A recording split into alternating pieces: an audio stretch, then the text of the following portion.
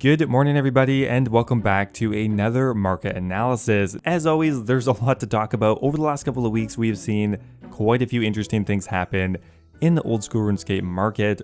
We've seen one of the largest market crashes this year, with items like the Twisted Bow, the Scythe, Inquisitors, stuff like that dropping an immense amount. So we've had a giant market crash. We've also had a few items shooting up in value. Thanks to a few new updates. Old school RuneScape bonds are going absolutely crazy. There's just a lot happening right now in the market, and I'm looking forward to breaking it down for you guys, giving you my opinion as always. Thanks for watching, guys. If you do find this helpful, always appreciate a like in the video. For every like I get in this video, I'll invest in, let's say, a blue party hat. That might actually be good. Anyway, let's get started.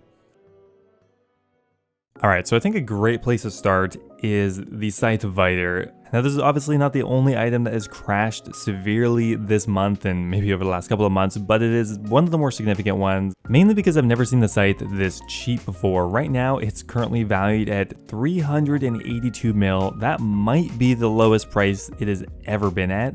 I would say that is a pretty safe bet. Under 400 mil for a Scythe is kind of insane, but it's obviously just not that. If you look at the Twisted Bow, a pretty awful week for the T-Bow as well. Just in the last couple of days, it's dropped from 800 mil down to 750 mil almost now. So another very low point for the T-Bow, and it's just continued to go down this month as well. Another item greatly affected this week is the Inquisitor's Mace, going from around 360 mil on the week down to 280, probably one of the worst decreases honestly. And we can see just this morning it literally fell off a cliff here, going from 300 mil down to 280 mil just in a few hours. So the Inquisitor's Mace isn't looking too hot. And just generally across the board, a lot of things crashing. We have Ancestral, a staple item going from 120 mil down to 110 mil, and overall just following a very similar trend. Now there are so many items that I could mention here, but looking at some of the more popular items that people usually are interested in, we have the Dragon Warhammer that pretty much since October has dropped by about 10 mil-ish, something like that. Just this week, the Dragon Warhammer has dropped as low as 23 mil. The Sanguinesti hit very hard. Back at the beginning of October, it was worth around 60 mil. Now it's worth 45 mil, or not even less, 43 mil. So that has dropped a significant amount as well.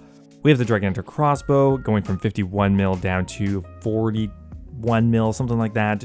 Just everything has fallen off a cliff, even especially today actually. So when exactly did this start? Well, let's have a look at the Scythe because I think it illustrates it pretty well. Now, this is the case for quite a few items, but pretty much around the beginning of October is when most of them started to go downhill.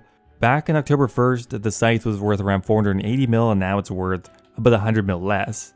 The Twisted Bow, same thing. It peaked pretty much at the end of September and now is worth over 100 mil less. The Inquisitor's Mace started dropping a bit before then, but still roughly around the same time frame, going from 500 mil down to 280 mil just in a month. That is absolutely insane. So as always, I like to have a look at the updates around then. First, to get a little bit of information. So GE Tracker displays the update blobs at the bottom here. We pretty much just have the Gilnor Gazette and the Group Ironman launch. I think these both did have an effect on prices, but by far, I think the more important one is the Gilnor Gazette. So what in the Gilnor Gazette was so important that it crashed the entire market? Well, nothing, and that was kind of the problem. The Gilnor Gazette obviously had some content in it, but I think it really just solidified in a lot of people's minds that there isn't going to be too much more coming in 2021, and that got further solidified as we went further and further into October. Really, the only reason for these existing items to ever really go up in price is if there's new content that greatly increases the demand for the items, or for some reason if the supply gets cut, but that is almost never going to happen because as we get further into Old School RuneScape's lifespan, more accounts get further and further into the game, get to late game, they can start farming these items, and if there's not any more demand for them, then the item price is going to go down. Pretty much ever since the Summer Summit, there's been a bit of hype for some upcoming updates, and that can prop up the price of items or even push them upwards, but hype only lasts for so long. We need concrete updates, concrete plans, and without those, the market will crash, and that's pretty much what we've seen. So there's still a fair bit of hope that we could get some exciting updates in 2021.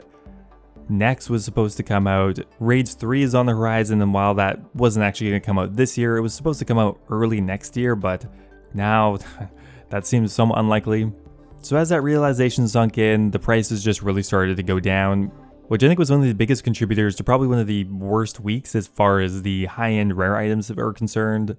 And that's not really even taking into account that the content we did get this year is hard mode versions of the Theater of Blood and the nightmare, so we have a lot more supply of those items as well. So I think that really is exacerbating this market crash. So do I think these items are ever going to go back up to their price a year ago? Honestly, no, I don't think so. I don't think they're ever going to be that expensive again. That said, I think they are going to jump back up a bit. We're bound to have a more exciting 2022 than 2021. We all hope, of course. And with new content, I think the prices will go back up, but we're going to have to wait and see on that one. So while there are a ton of items crashing in the Oldschool Runescape market, not everything is. Probably one of the more talked about items in the last couple of weeks is the Revenant items. So things like the Revenant weapons, and more specifically, the amulet of avarice. So let's talk about the amulet of avarice first, because we can see it actually jumped up a ton, going from around 500k per amulet, peaking at I think 950k, so pretty much doubling in price. So what exactly happened here? Because look at the trade volume going from almost nothing to thousands bought in a single day. Well, what happened here is Jagex released the first batch, I guess, of their wilderness update.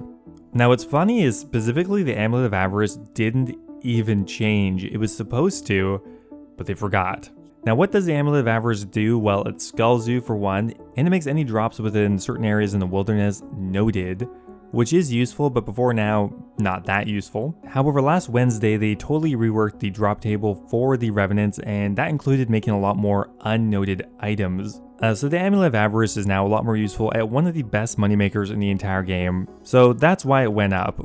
But interestingly, the amulet was also supposed to get an additional 20% damage and accuracy versus Revenants to put it on par with an imbued salve amulet, but they didn't do that yet. They're going to be doing it next week. So that doubled the price of the amulet, but it's uncertain on whether or not from here it's going to go up or down.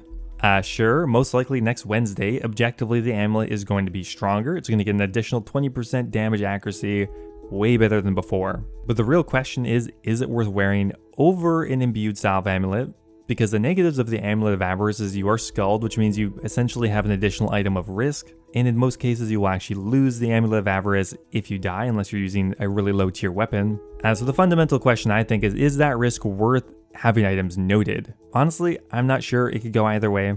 I think it could potentially double in price again, or I think it could drop right back down to 500k or less.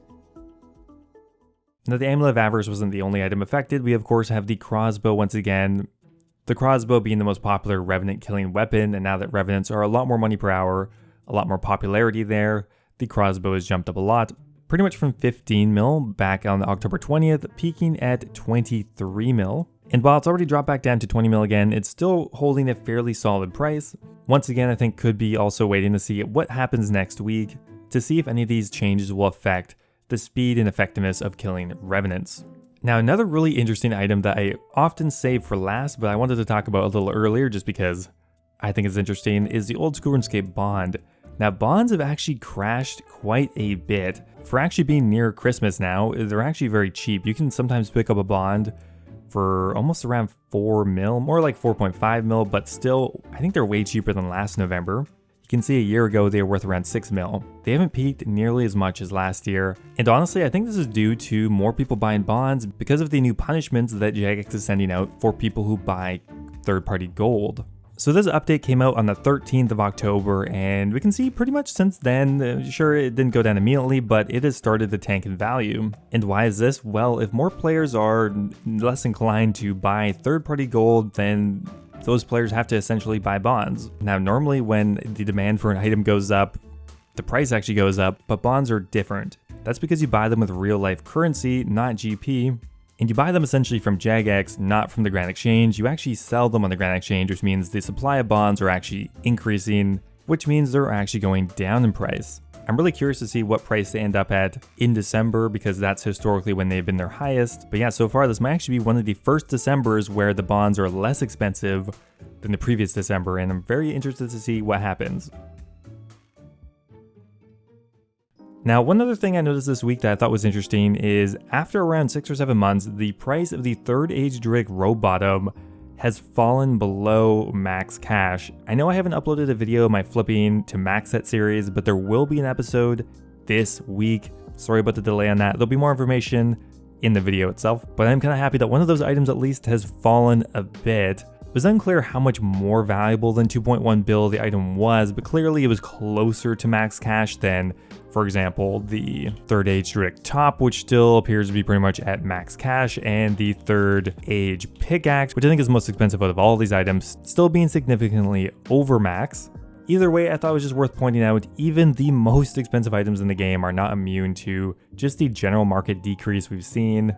Mostly everything is going down. Anyway guys, that is going to be it for today's video. I hope you guys enjoyed it. As always, if you want to discuss anything, leave a comment down below. I will at least read them all. Thanks for watching guys, as always, and I will see you next time.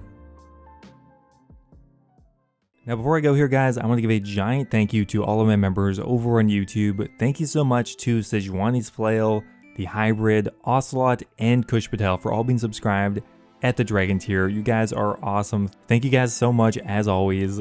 Also another giant shout out to Mexos, Basetich, MDM001, and Yo-Yo Sub 89 for being subscribed at the Revenant tier. Thanks a lot guys. As always, if you guys are looking for another way to support the channel, becoming a YouTube member is an awesome way to do so. Get immortalized in all of my future videos, get a custom role in my Discord server, and get access to my video release schedule. Thanks again guys, and I'll see you next time.